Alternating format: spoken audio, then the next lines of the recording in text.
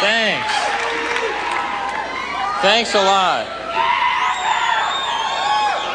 Thanks. That's really desperate. Thanks a lot.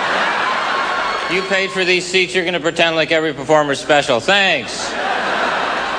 This is a special event. I'm really pleased to participate in this event, and it's a serious issue, and one that I don't think should always be joked about. Please send your money in.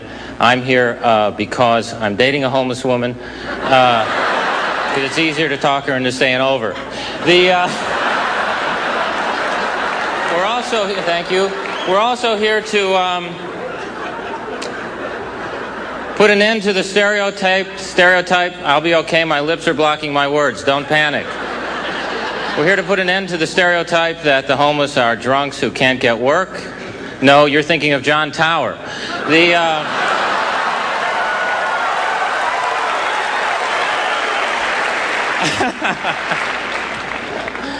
So I went to Arizona for Christmas. I flew in, and of course, thank you. There's some other people who fly. I'm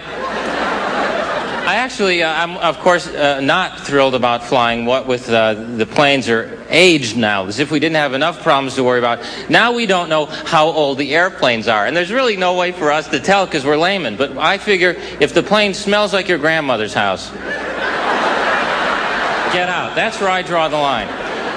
So I fly to Arizona Christmas because, and my mother owns a pet shop, so I'm flying into Arizona, and in fact, went to visit my grandmother, who's 92 years old and still drives. This is oh sure, you applaud. That's what people do. They go, oh yeah, God love her, she still drives, but nobody will get in the car with her. So my mother gives my grandmother this dog. Now, my mother owns this pet shop. It's a true story. And she had gotten in her pet shop this Yorkshire Terrier, which are about this big. And it just shakes. It's got this affliction, so she couldn't sell it. I don't know what it is. I don't know. It just, the dog's happy as can be. The dog doesn't know it's shaking. It just shakes.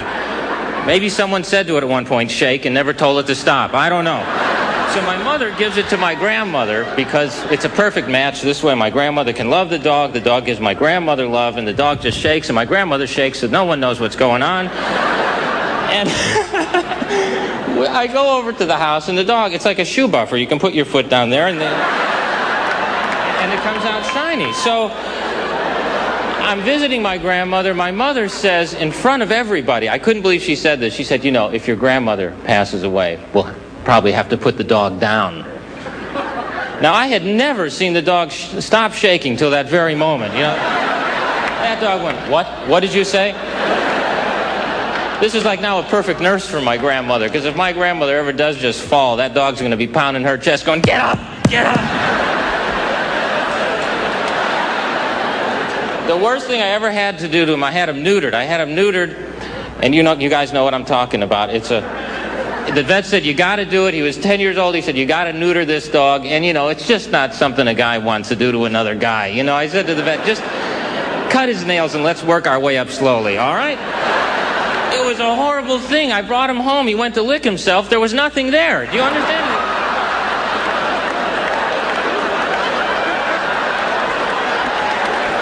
Did you see my balls by any chance, Garry? Wait,